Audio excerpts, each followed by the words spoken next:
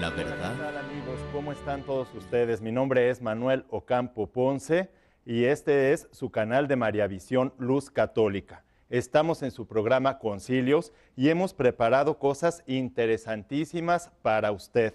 Hoy hablaremos del contexto que estaba ya próximo al Concilio Vaticano II. Así es que quédese con nosotros, comenzamos.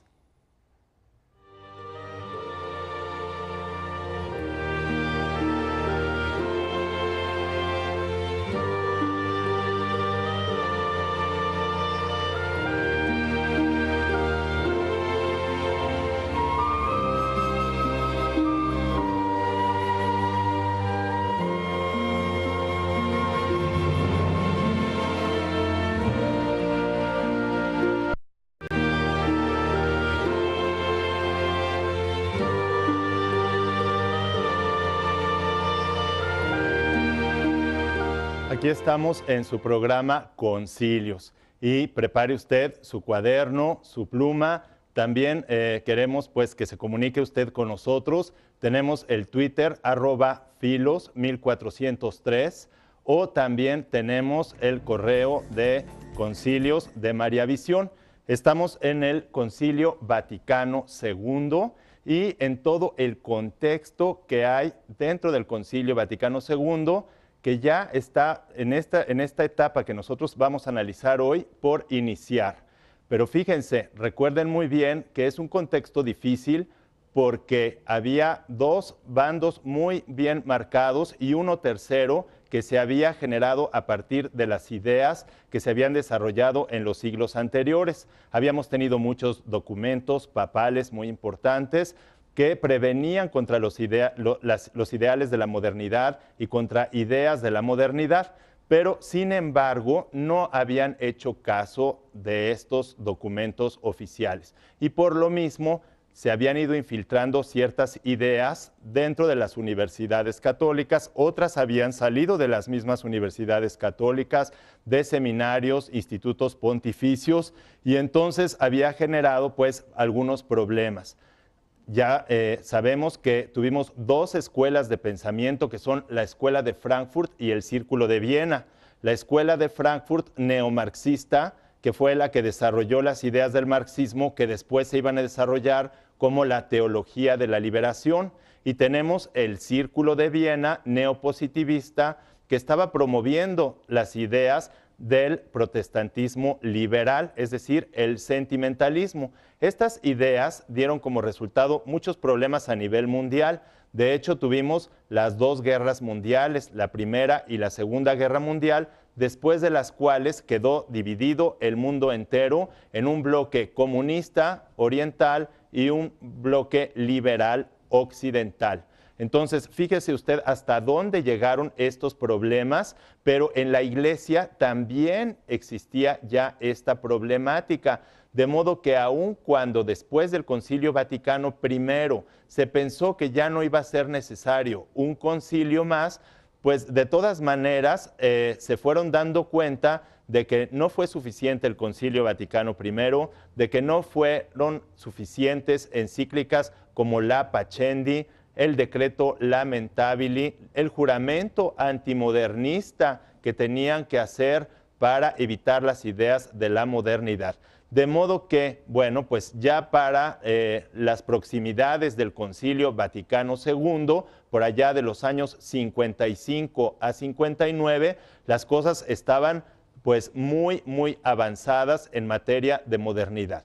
Todo el mundo ya se había prácticamente dividido en estos dos bloques y el problema más grave de estos dos bloques es que es materialismo.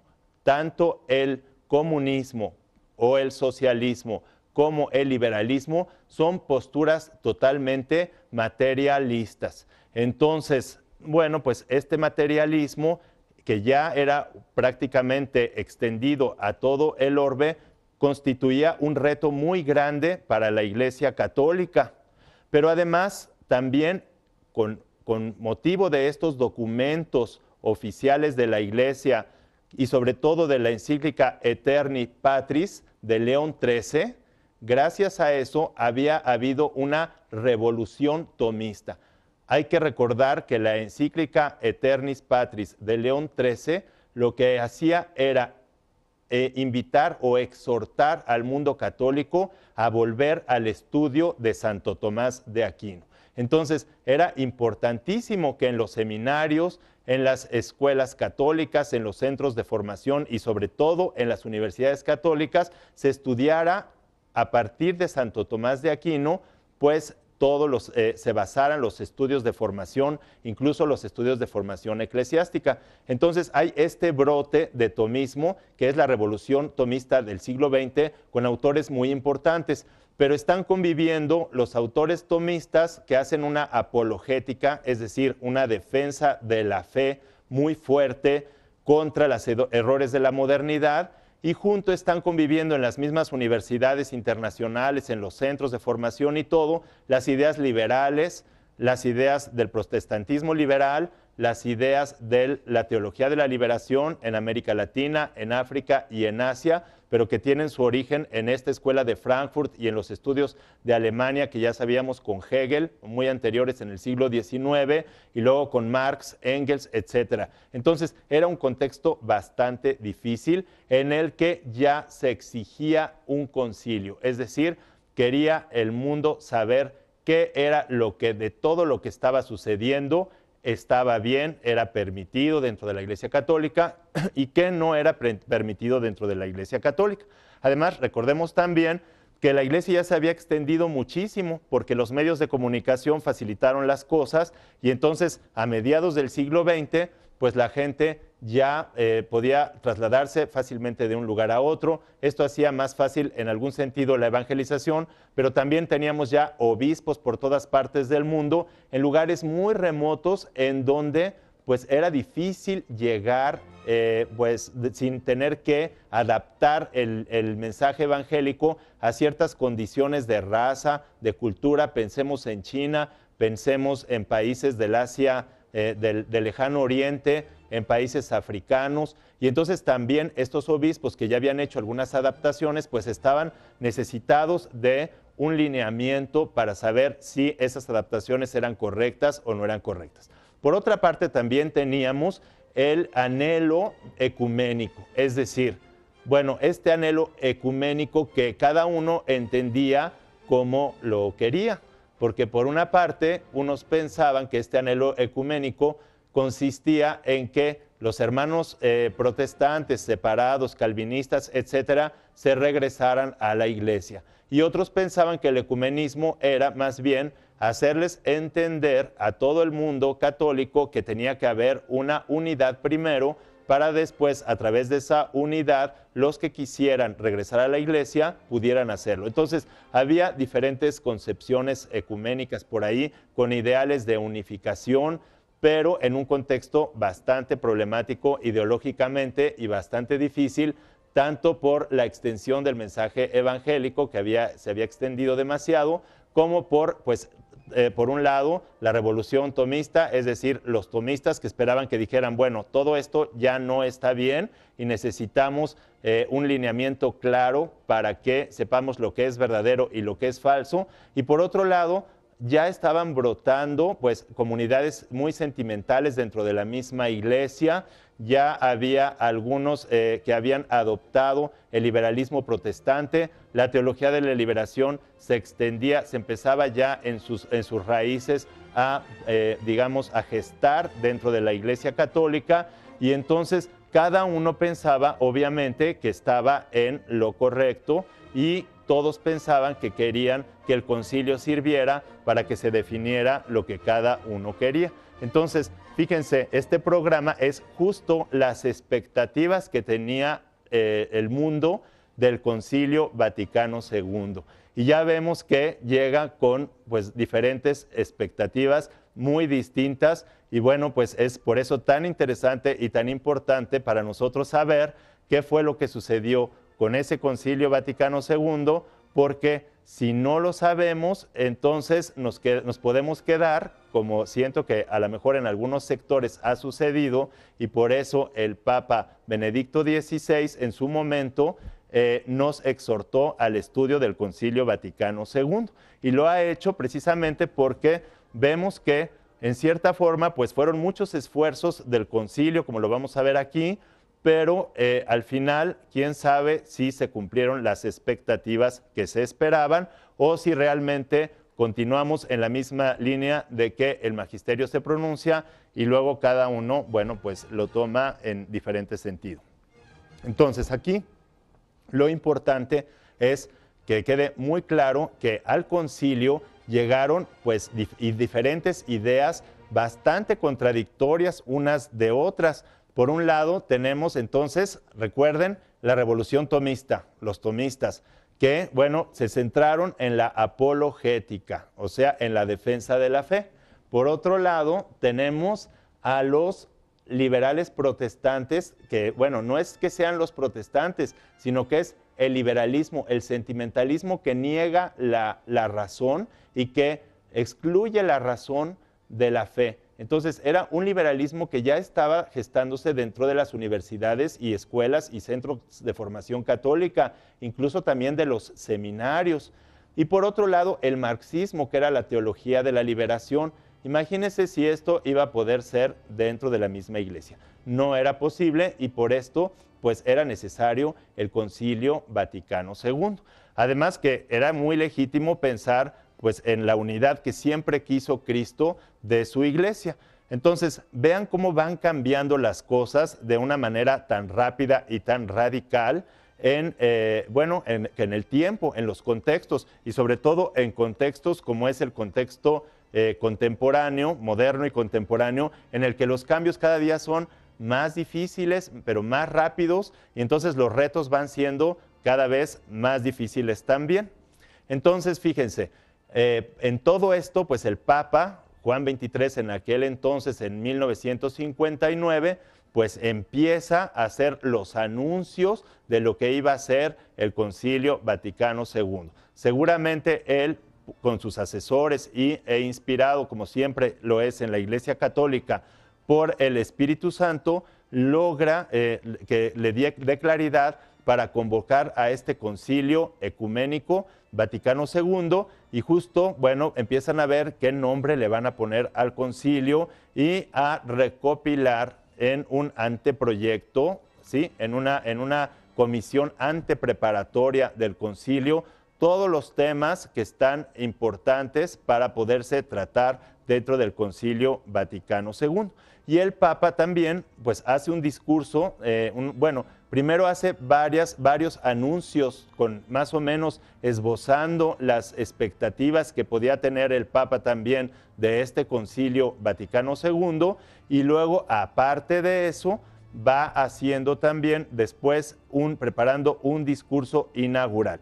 Pero antes, bueno, tiene que nombrar las comisiones, tiene que nombrar varios representantes para poder hacer los estudios, convocar a las universidades, pero todo esto lo veremos después de un pequeño corte.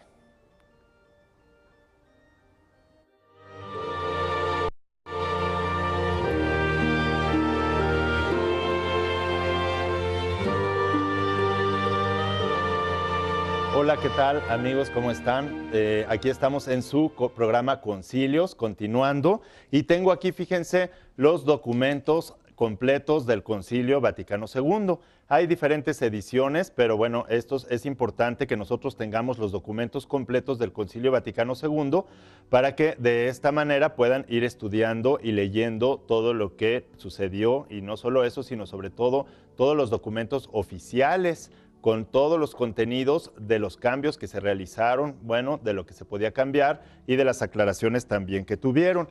También es importante que ustedes a través del Twitter o de nuestro correo de concilios se comuniquen con nosotros, porque para nosotros es muy importante tener comunicación constante con ustedes. Yo aquí tengo directamente conectado el Twitter para poder recibir sus comentarios, sus preguntas, sus llamadas, todo lo que ustedes necesiten también aquí para poderles atender de una mejor manera. Bueno, estamos nosotros en la parte del concilio y además entonces estamos viendo cómo estaba preparándose el concilio y lo que el Papa iba a decir y cómo lo estaba anunciando, pero para esto hemos preparado un material muy interesante que veremos a continuación.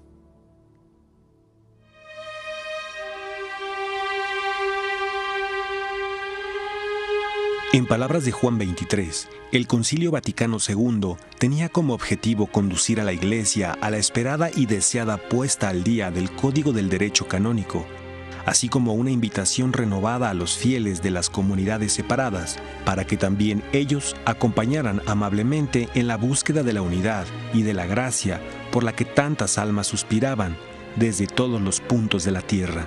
La noticia suscitó un vivísimo interés en todas las esferas del mundo civilizado y naturalmente, en especial, en toda la cristiandad.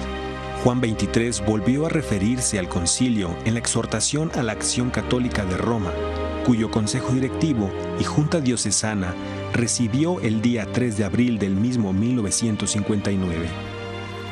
Y de nuevo en el discurso que dirigió el día siguiente a los representantes de la Federación de Universidades Católicas. Como sabéis, hemos tomado la determinación, por muchas y muy importantes razones, de celebrar un concilio ecuménico, el cual ofrecerá de suyo un admirable espectáculo de concordia, unidad y unión de la Santa Iglesia de Dios. Ciudad puesta sobre el monte, será por su misma naturaleza una invitación a los hermanos separados que se honran con el nombre de cristianos a que vuelvan al rebaño universal, cuya guía y custodia confió Jesucristo a San Pedro con un acto absoluto de su voluntad. En estas dos alocuciones del Papa y en la exhortación que dirigió al mundo católico el día 26 de abril, pedía oraciones para el éxito de tan grande empresa.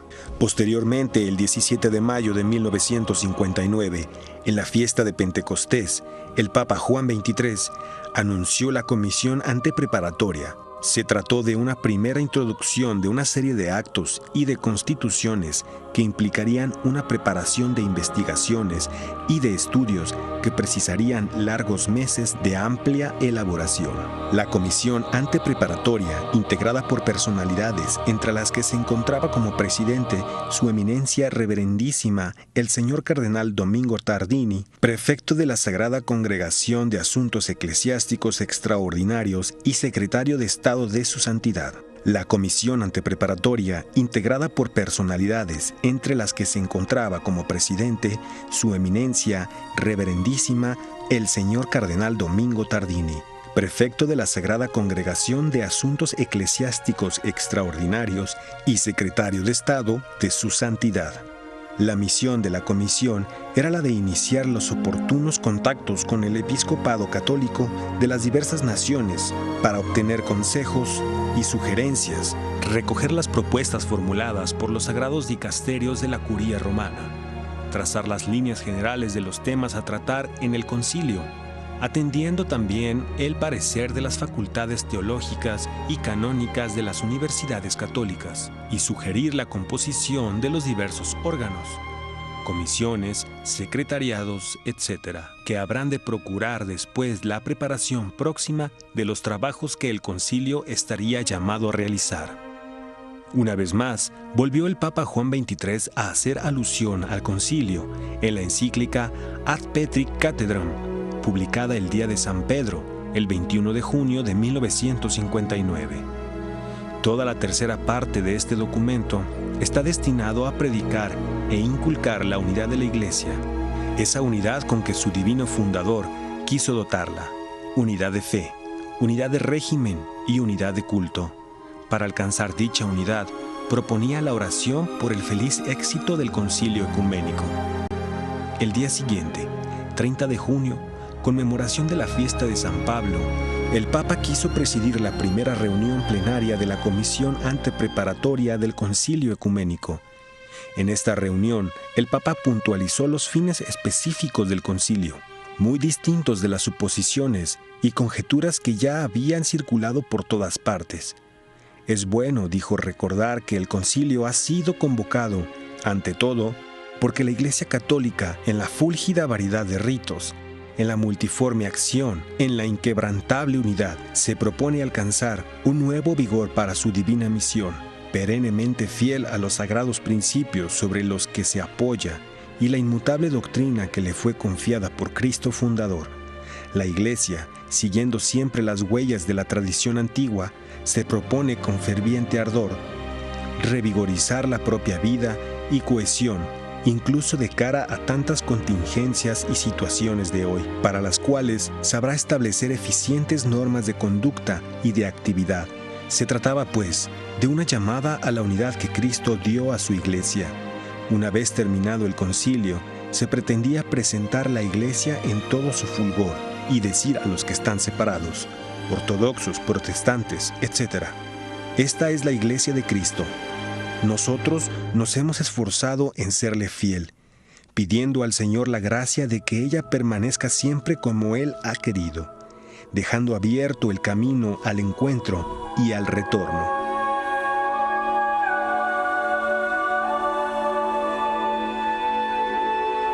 Pues ya ven cuántas cosas estamos aprendiendo aquí. Seguramente muchos pues ya sabían todo esto que había sucedido y que estaba sucediendo dentro de la Iglesia en aquellas épocas del Concilio Vaticano II, pero estoy seguro que muchos no tenían ninguna idea de todo el contexto histórico, filosófico y teológico que se vivía en aquellos momentos. Y creo que es muy importante para los católicos saber perfectamente qué es lo que sucede en el mundo y cómo la Iglesia, aunque sus bautizados no somos del mundo, pero estamos en el mundo y estamos para justo evangelizar y hacer del mundo lo que Cristo quiere que hagamos. Y entonces es muy importante para los católicos saber cuáles son las ideas que hay en estos contextos históricos que hay que combatir y cuáles son los retos que nosotros tenemos para poder hacer una evangelización y para transformar todo lo que son las estructuras del mundo en estructuras cristianas, es decir, cristianizar todo el mundo. Entonces, aquí ya tenemos algunas llamadas. Tenemos una pregunta interesante de Arturo Dalcel. Dice que hay de estas tendencias que nosotros hemos platicado, nos pregunta, ¿cuáles de estas tendencias subsisten hoy después de 50 años del Concilio Vaticano II? Esto es muy importante porque vemos cuánto ha sufrido la Iglesia durante los 2000 años y cuánto sufrió y ha sufrido en el siglo XX y lo que va del siglo XXI. ¿Qué sucedió con estas ideas? Bueno, pues nosotros estamos ahorita dando el contexto previo al Concilio Vaticano II. Estamos con las expectativas que se habían generado. Obviamente, mucha gente no tenía mala voluntad, pero había esta confusión entre el liberalismo, entre el sentimentalismo que niega la razón. Recordemos que en la Iglesia Católica nuestra fe se sostiene fe y razón, mientras que los protestantes la fe dice una cosa y la razón dice otra. Eso es una diferencia muy grande con los hermanos protestantes. Y entonces, pero estas ideas estaban al interior de la Iglesia. Y luego, por otro lado, el marxismo, el comunismo, que parecía que como pues está a favor de los pobres, entonces la liberación de la pobreza o la Iglesia de los pobres tendría que ser necesariamente marxista. Y entonces todo esto pues era muy peligroso ya en este tiempo. La pregunta aquí que nos hace nuestro amigo pues es: ¿qué sucedió después de 50 años? Y obviamente es triste ver que todavía siguen vigentes estas ideas. El mundo no ha podido salir, a pesar del Concilio Vaticano II y de todos los esfuerzos que se extienden desde el siglo XVII y XVIII, el Concilio Vaticano I, las encíclicas, no ha podido salir de este problema. Pero fíjense cómo también fueron convocadas principalmente en esta época las universidades. ¿Por qué las universidades? Recordemos que las universidades son un fruto maduro de la Edad Media, de esta época tan luminosa que después la Ilustración francesa nos iba a decir que fue una época oscurantista y que ahora en todas, las educaciones, en los sistemas educativos nos enseñan que fue una época de oscuridad. Sin embargo, fue una época de gran luminosidad, sobre todo en lo que se refiere a la filosofía y a la teología. Y esto se comprueba porque el fruto maduro fueron las universidades. Y en las universidades que surgieron en el siglo XIII se gestaron ideas, se gestaron propuestas, y eso no había cambiado para el siglo XX, para el momento del Concilio Vaticano II, en que las universidades tenían un papel muy importante, puesto que estaban difundiendo ideas y había que ver si de esas ideas pues todas eran conforme a la doctrina y el mensaje cristiano o algunas no eran. Pero eso lo veremos después de un corte.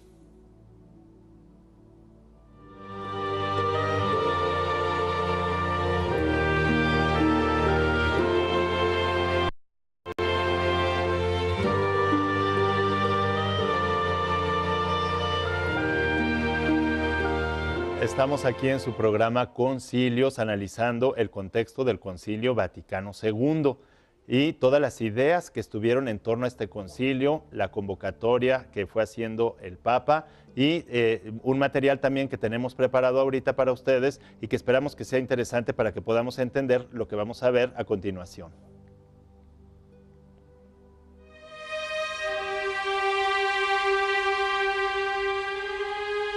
A pesar de todo, en octubre de 1959, muy pocas cosas se sabía del concilio ecuménico, pues solo se tenía las fugaces alusiones del Papa y el secreto pontificio que rodeaba las tareas de la comisión antepreparatoria impedía la apreciación de sus perfiles, cuando de pronto el presidente de la comisión antepreparatoria, el eminentísimo cardenal Tardini, convocó a una conferencia de prensa que se llevaría a cabo la tarde del día 30 de octubre de 1959, para informar a los corresponsales de prensa en Roma. El texto resumido es el siguiente. El futuro concilio se llamará Segundo del Vaticano, porque se celebrará en la Basílica de San Pedro.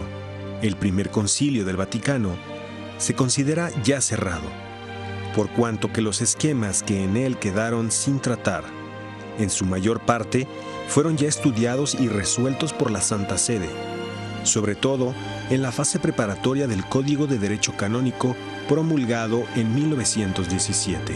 Acerca del cometido específico del concilio, el cardenal Tardini insistió en que el fin principal era promover el incremento de la fe católica, una saludable renovación de costumbres del pueblo cristiano y la puesta al día de la disciplina eclesiástica, según las necesidades de los tiempos. El concilio, añadió el cardenal Tardini, además constituirá un espectáculo tan maravilloso de verdad, de unidad y de caridad, que será para todos los que están apartados de la sede apostólica una invitación para buscar y encontrar aquella unidad a la que muchos de ellos aspiran sinceramente.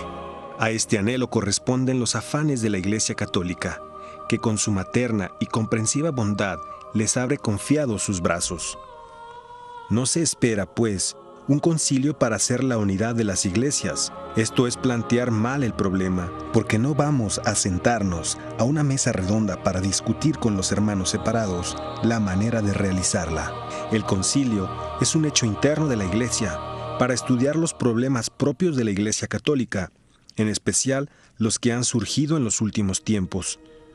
Por eso, no podrán tomar parte activa en él los que no pertenezcan a la Iglesia. Sin embargo, los representantes de otras iglesias podrán asistir, si lo solicitan, en calidad de observadores, pero solo los que la pidan espontáneamente, pues de momento es muy probable que no se les invite particularmente, sino de forma genérica. Serán miembros activos del concilio todos los que señala el Código de Derecho Canónico, Cánones 223 y 224.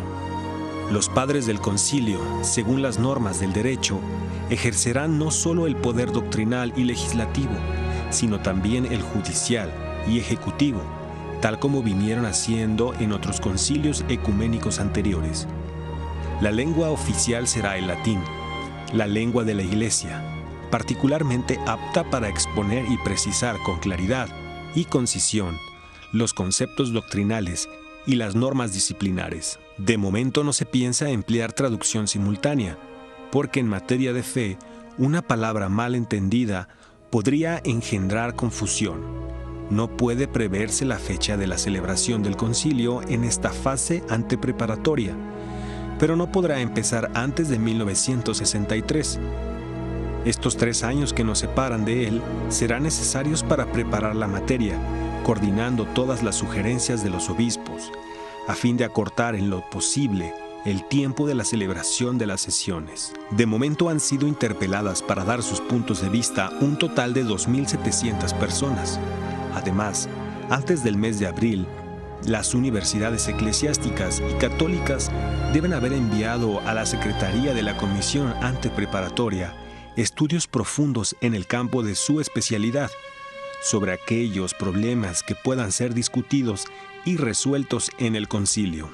Esta conferencia de prensa del cardenal Tardini y los discursos del Papa Juan XXIII nos dan una idea del clima que se vivía en las proximidades del concilio que estaba por iniciar. De modo que el 11 de octubre de 1962 tendríamos el discurso inaugural que el Papa Juan XXIII expondría al mundo católico y en el que ha quedado muy claro que el concilio tuvo como objetivo transmitir la doctrina pura e íntegra, sin atenuaciones, que durante 20 siglos, a pesar de dificultades y de luchas, se ha convertido en patrimonio común de los hombres, patrimonio que, aunque no haya sido recibido gratamente por todos, constituye una riqueza para los hombres de buena voluntad. Se esperaba que se diera un paso más en la penetración doctrinal y una formación de la conciencia más en correspondencia con la auténtica doctrina.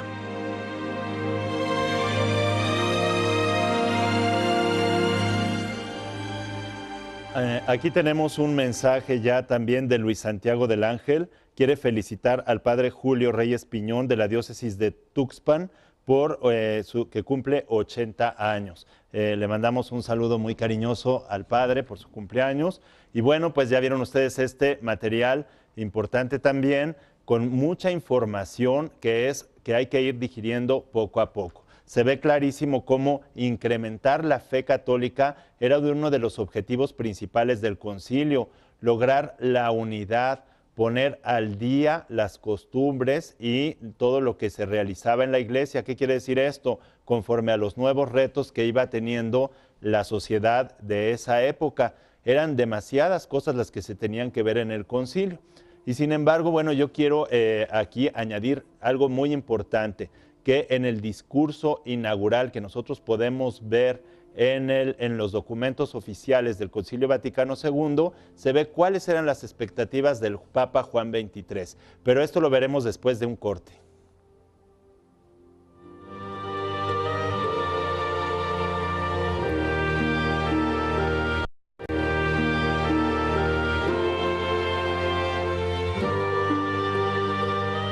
Estamos aquí recibiendo más llamadas. Tenemos la de Miguel Ángel, que es estudiante de Ciencias Religiosas y que quiere mandar un saludo a su mamá Tere Calderón. También tenemos algunos comentarios de algunas cosas. Hay muchas cosas que mencionar aquí de una intervención en Cuba cuando el Concilio Vaticano II, pero ahora estamos en la parte justo anterior al concilio. Todavía no entramos al concilio, sino todo el ambiente y todo lo que estaba sucediendo, las ideas que se encontraban ahí. Y el Papa Juan XXIII, ¿cuáles eran sus expectativas? Fíjense, había dos formas de abordar el concilio, o bien hacer una nueva condenación de todas las ideas que estaban en contra de la doctrina católica, o apelar de algún modo a la misericordia. Y entonces en su discurso inaugural el Papa Juan XXIII manifiesta que él piensa, ¿verdad? Pensaba en los años en 1959, que después de las guerras mundiales y de todo lo que había sufrido la humanidad, pues iba a haber una reconsideración y que el hombre por sí mismo se iba a dar cuenta que el camino del error no era el camino adecuado y que los sistemas estos liberal y comunista iban a caer por su propio peso. Él pensaba en cuanto ser humano, pues optimistamente en esa época, y eso se ve muy claramente en el documento que, del Concilio Vaticano II, pero de la conferencia que dio, o el discurso de inauguración. Y ahí se ve que prefiere apelar, en este caso, a la misericordia, es decir, un concilio que tratara de conciliar o de demostrar a un padre amoroso que quiere la unidad de su iglesia, más que un concilio condenatorio de los errores y de las ideas. Esto es lo que se empieza a perfilar en el discurso del Papa Juan XXIII, que sabemos no pudo terminar el Concilio Vaticano II porque un año después, después de la primera sesión, muere el Papa y entonces tiene que continuar Pablo VI con el concilio, con las demás sesiones del Concilio Vaticano II. Pero es muy interesante ver cuáles eran las expectativas que tenía la gente y el mismo Papa, bueno, el optimismo que tenía, luego ver todo cómo se desarrolló el concilio y luego al final qué fue lo que sucedió en estos documentos y cómo se llevaron a cabo o no se llevaron a cabo en los 50 años posteriores, que son los 50 años que siguieron al concilio que ahora nosotros estamos viviendo en este contexto actual y que pues realmente vemos que algunas cosas sí, pero otras no.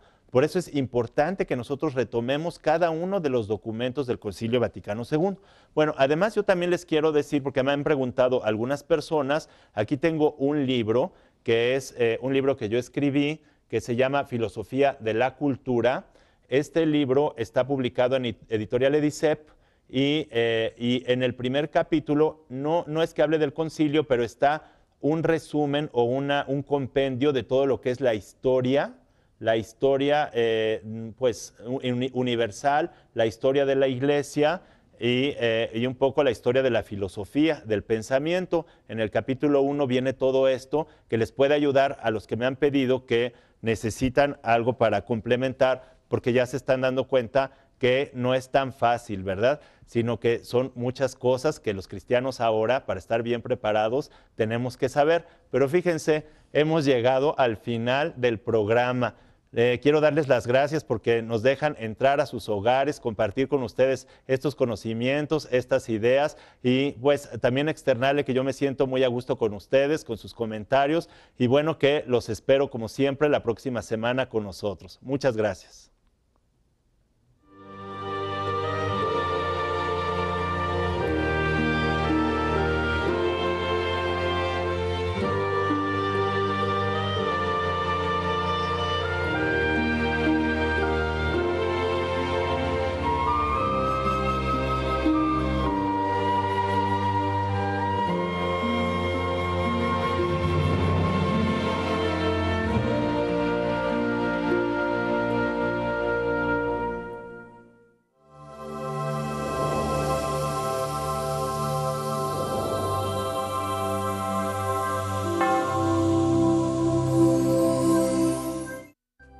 Si usted desea una copia de este programa, por favor contáctenos a los siguientes teléfonos.